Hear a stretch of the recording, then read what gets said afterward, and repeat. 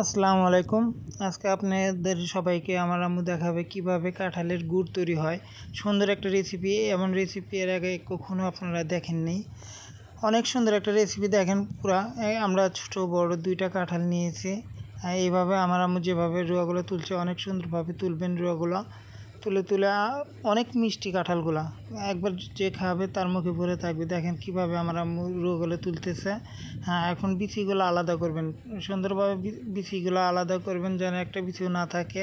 বিচিগুলো আলাদা করার পরে পান দিয়ে খাওয়ার যে চুন, ওই চুনগুলো দিবেন পরিমাণ মতো। দেখবেন যে রসগুলো একটু পাতলা হবে।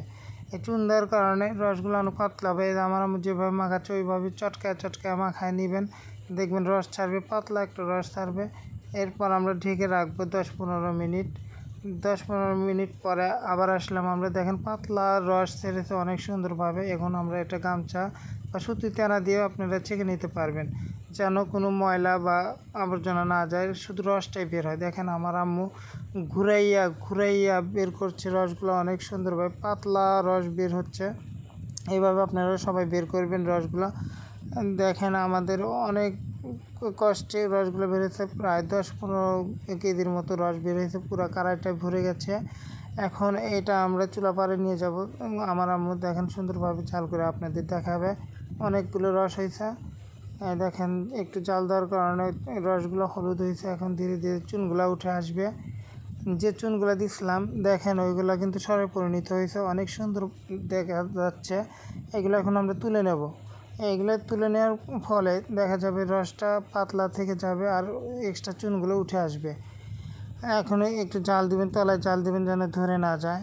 দেখেন আমরা আলাদা করে নিচ্ছি গাঁতগুলো।